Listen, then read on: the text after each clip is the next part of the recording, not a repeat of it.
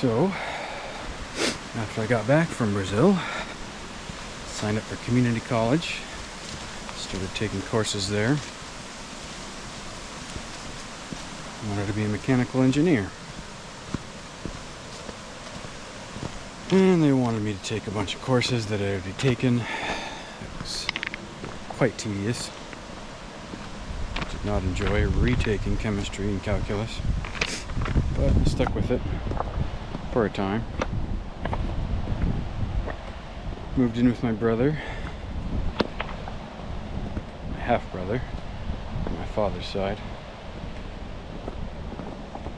He's someone that was not raised in the church. And he was an influence for good in my life. He was always very rational about things like religion, philosophy. Very kind, genuinely curious.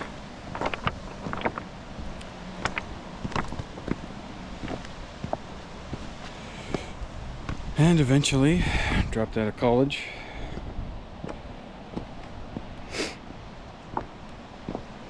Moved back in with my parents. And was still suffering. I was going to singles ward at the time and having a horrible time of it. Never having much success, much to my own chagrin and confusion.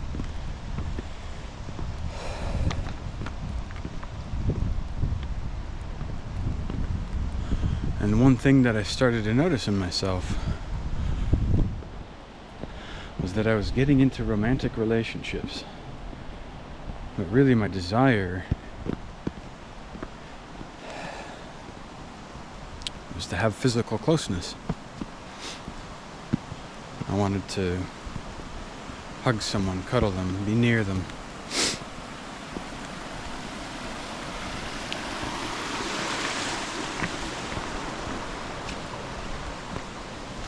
So one day I just did a Google search, cuddle buddy. It was a term I had heard before,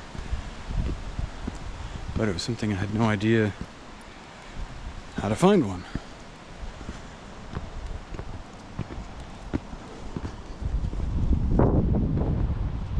Let's go, guys.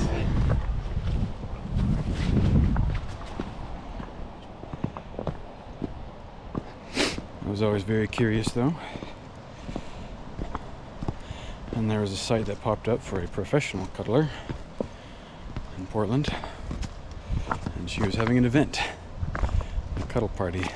It was something very solidly outside of my comfort zone, but I was certainly interested. I knew that if I wanted to change my life in the ways that I wanted to, I would have to step outside of my comfort zone, and probably pretty far. And that's exactly what happened. There were 150 people there, 200 maybe. And it was a very structured event. Very organized well. Lots of structured activities to walk you through different exercises so you felt safe. And there was lots of conversation about consent and boundaries, saying no. Something I'd never heard before, but something that benefited me. New perspective on how to interact with people. So I walked away from that experience with my life completely changed. The next day,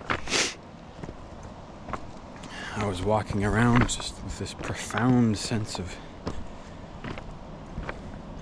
my perspective has permanently been changed. I could now see that every single person that surrounded me at work the next day had this capacity within them to give me this thing that I so desperately craved, I so deeply needed, to be near to other people. And there are neurochemicals that get released with physical touch. 4 of them, if I'm not mistaken.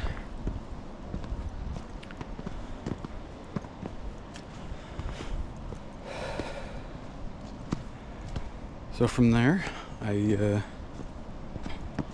would at times, I think once a month or so, go into her little studio that she had and get some one-on-one sessions. It was about the extent of my physical contact in my life at that point. I had friends, but we weren't all that close. We would hug, but it just wasn't enough. And so some time passed.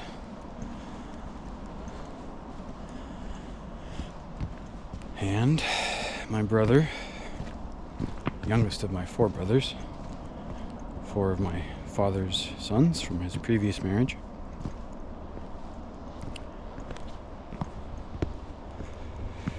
was hospitalized for mental health issues.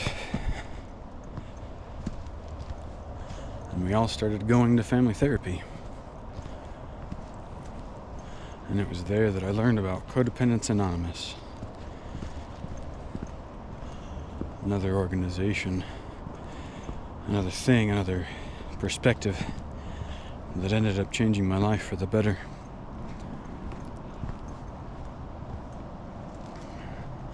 While I was there, I learned about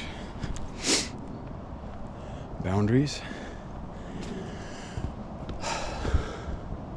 healthy relationships, unhealthy ones, how to parent yourself. Things I'd never learned at church, and it was confusing. If families are the most important thing in all of eternity, if families are central to the plan of salvation, why are you not taught the fundamentals at church? I felt so incapable of building a family on a fundamental level. In order to be saved, in order to be exalted, you have to get married in the temple, sealed to your family, be married, but what are the steps to get there? Well, in order to be married in the temple, you got to find someone that wants to do that with you. In order to be married, you need to have a wife. In order to be married, you have to get a girlfriend. In order to get a girlfriend, you have to ask people on dates. Form and maintain healthy romantic relationships, and I was inept in all of that. And here I was learning all of this at a recovery program and not in church. Well, it was something that was deeply confusing to me, but I didn't settle on it. Set it aside, set it on my shelf, if you will.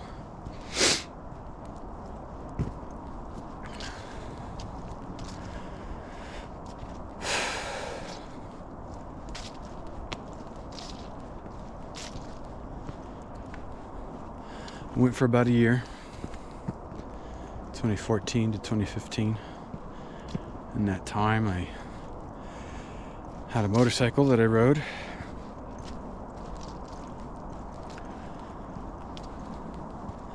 And crashed a few months later.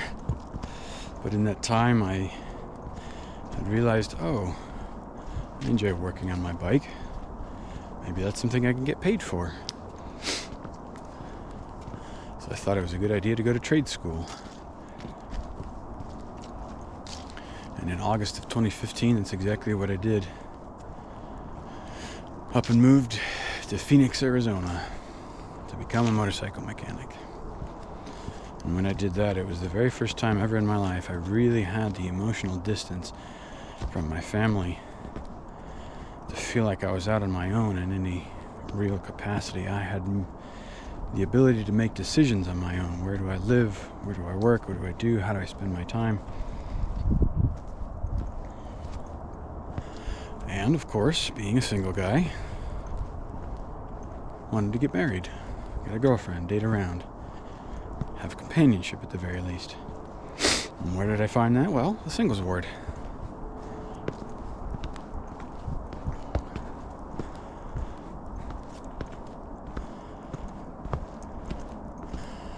Except what I realized is that the types of people that went to the singles ward in Phoenix, Arizona, were precisely the same types of people that went in my old singles ward. Immature and oftentimes dysfunctional people. There were patterns that I had learned to recognize from Codependence Anonymous, CODA. And it made me uncomfortable.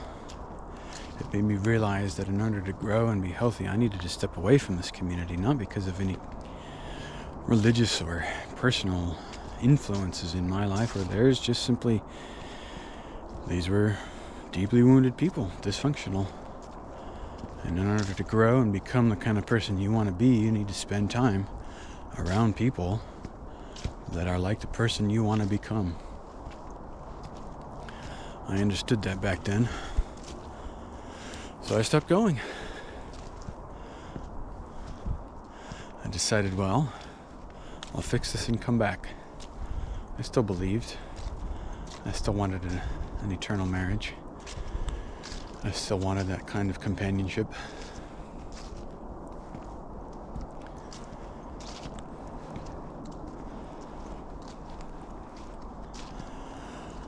Oh, this is as good a time as any to turn around. Feeling tired. Sun's getting low.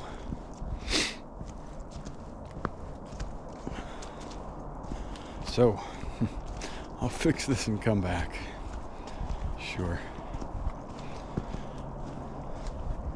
Again, with the emotional distance afforded by my recent move, I felt no social pressure to perform. I was sharing a room with a classmate, and so I decided, well, what would it be like to stop reading scriptures? Stop praying daily? Would my life change drastically? No. It was pretty quick when I realized that. There was no shroud of spiritual darkness that I felt. I was still the same person. I was still relatively happy about the trajectory of my life, professionally anyways. Having fun in the sun, riding motorcycles, learning to work on them. It was great.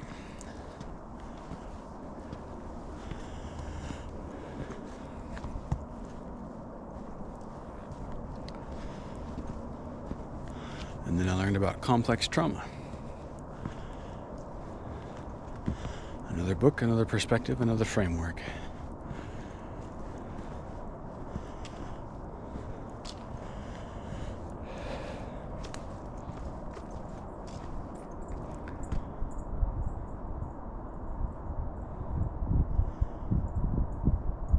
I was able to understand myself in a new light again.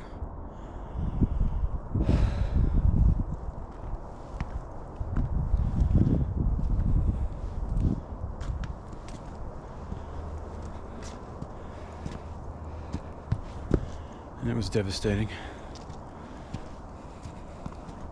But it was also empowering to learn about myself under these new frameworks, to be able to understand myself better, to be able to navigate my world.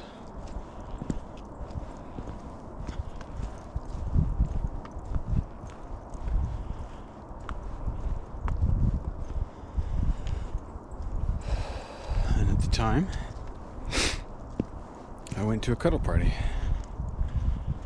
and there I met one of the facilitators, and we ended up dating, and she became my first sexual experience. In my mind, I had justified it as, well, if I go this entire life without ever having sex, which at the time I felt was entirely possible, given my woundedness and inability to connect with other people, I go this whole life without ever experiencing that. What a waste. I was put here on this earth to have experiences, so I'm gonna have experiences. And I felt okay with that. If I had needed to go through the process of repentance, excommunication, rebaptism, so be it. I was willing to do that. I also had this vague sense that God would be understanding. He would know what I was doing and why. We all make mistakes. We all have hardships. We all stray from the path. He still loves us no matter what. That's what I was taught anyways. So her and I dated about a year and a half, most of my time in Phoenix.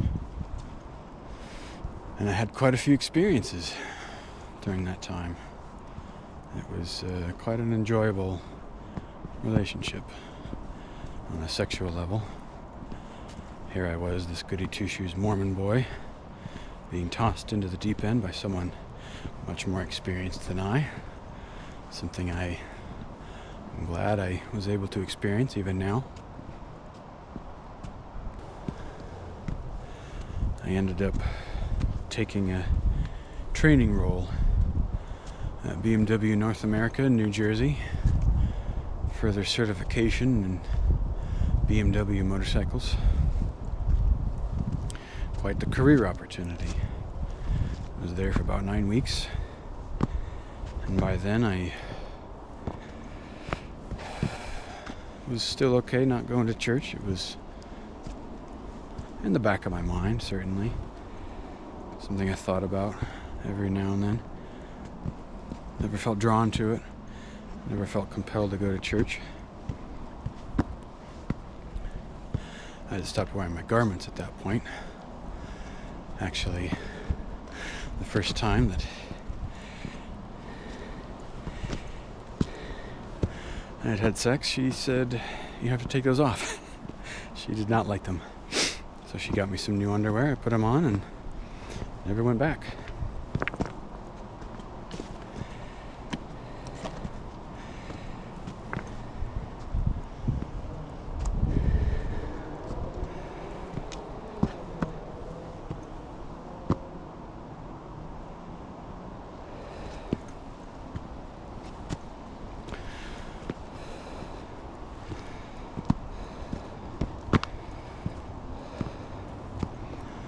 And in that time, I allowed myself to ask questions like, does God really exist? And if so, which version? There's so many. How do I know that I just so happened to stumble upon the correct interpretation of the master of the universe? Well, I don't know. I didn't have an answer for it, and that was okay with me.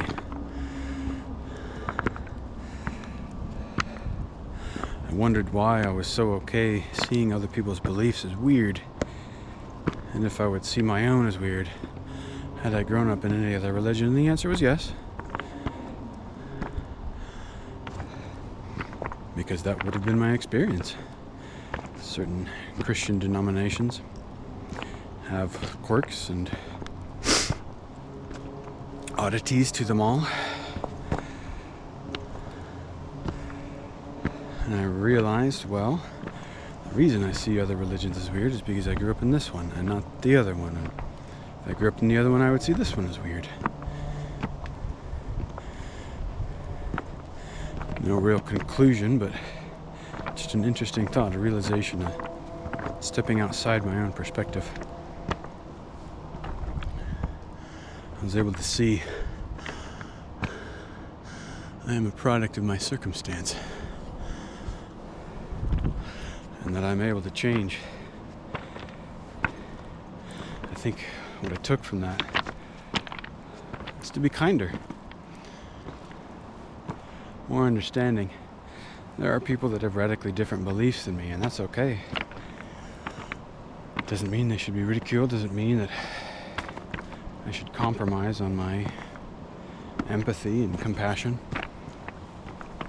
After all, isn't that what being a Christian is all about?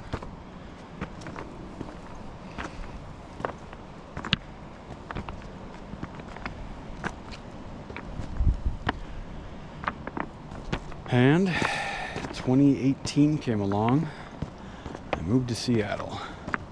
My first job in a real career. Living in my own apartment that I rented and paid with my own money.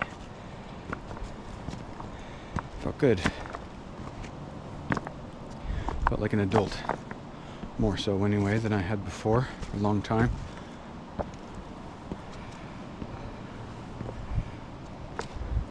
Still felt no compelling desire to go back to church in any way. And that was okay. I was having fun. I was learning, growing.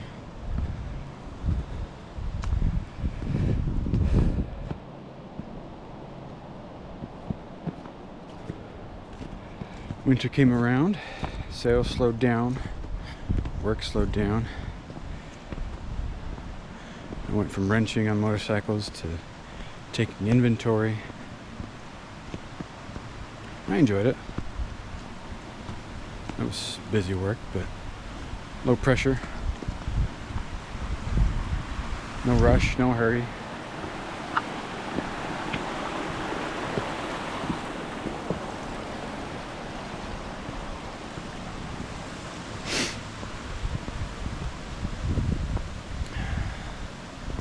I had encountered Reddit by that time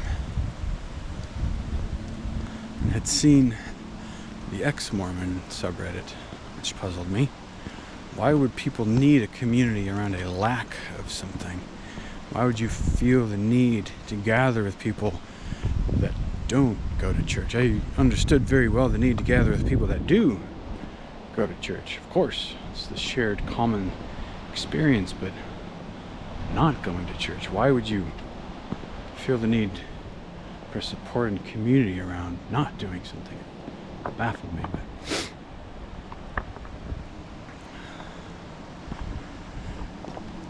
but I was curious, genuinely open-minded about new perspectives, hearing other people's stories. Some of them I couldn't relate to. And of course, eventually, I found the CES letter. What a doozy. I spent the next several days searching and digesting and reading. I would go to work, and during idle hours sitting at the desk at the parts counter, click on the links, read some things, skip what wasn't interesting. And that really opened my mind, because it was all things that I was taught before, things that I knew, things that were true, but never really focused on, and organized in a way that really brought the question into the light. Is this the one truth? Or is it just another religion? And the conclusion was pretty obvious from there. And it was devastating. Realizing that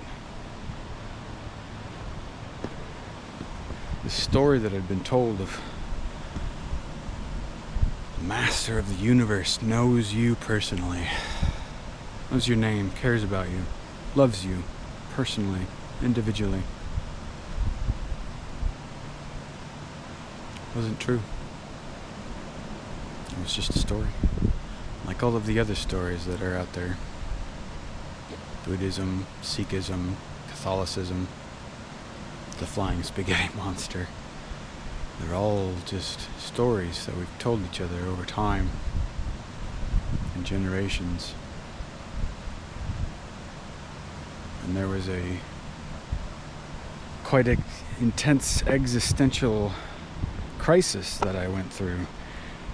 When I die, am I really simply going to cease to exist? That terrified me. The total nothingness was baffling, incomprehensible.